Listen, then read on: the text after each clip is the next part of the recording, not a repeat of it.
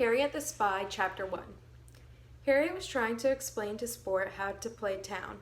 See, first you make up the name of the town, then you write down the names of all the people who live in it. You can't have too many or it gets too hard. I usually have 25.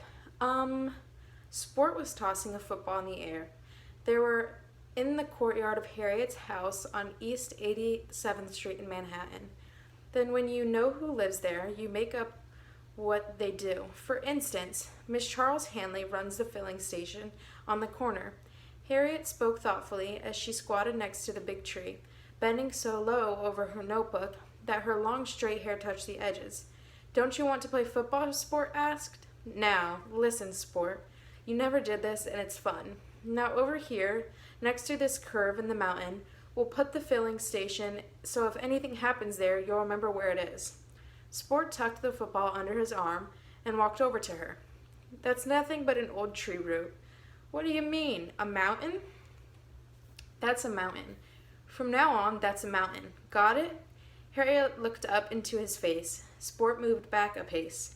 Looks like an old tree root to me, he said. Harriet pushed her hair back and looked at him seriously. Sport, what are you going to be when you grow up? You know what? You know I'm going to be a ball player. Well, I'm going to be a writer. And when I say there's a mountain, there's a mountain. Satisfied? She turned back to her town.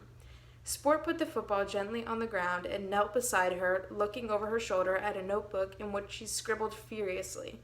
Now, as soon as you've got all the men's names down, and all their wives' names, and all their children's names, then you figure out all their professions. You've got to have a doctor, a lawyer, and an Indian chef, Sport interrupted. No, someone who works in television. What makes you think they have a television? I say they do. And anyway, my father has to be in it, doesn't he? Well, then put mine in it too. Put a writer in it. Okay, we can make Mr. Jonathan Fishbean a writer.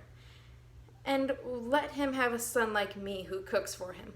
Sport rocked back and forth on his heels, chanting and sing-song, and let him be 11 years old like me, and let him have a mother who went away and has all the money, and let him grow up to be a ball player. No, Harriet said in disgust. Then you're not making it up, don't you understand? Sport paused. No, he said. Just listen, Sport. See, now that we have all written this down, I'll show you where the fun is. Harriet got very businesslike. She stood up, then she got on her knees in the soft September mud so she could lean over the little valley made between the two big roots of the tree. She referred to her notebook every now and then, but for the most part, she stared intently at the mossy lowlands which made her town.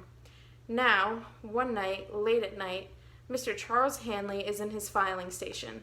He is just about to turn out the lights and go home because it is 9 o'clock and time for him to get ready for bed. But he's a grown-up. Sport looked intently at the spot occupied by the gas station. In this town, everybody goes to bed at 9:30, Harriet said definitely. Oh, Sport rocked a little on his heels. My father goes to bed at 9 in the morning. Sometimes I meet him getting up. And also, Dr. Jones is delivering a baby to Miss Harrison right over there in the hospital. Here is the hospital, of Carterville General Hospital. She pointed to the other side of town. Sport looked at the left route.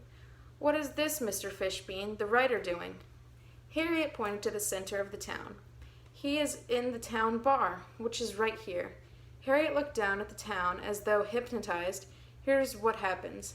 Now, this night, as Mr. Hanley is just about to close up, a long, big, old black car drives in real fast, and Mr. Hanley gets scared. They jump out of the car and run over and rob Hanley, who is petrified. They steal all the money in the gas station, then fill up with free gas, and they zoom off into the night.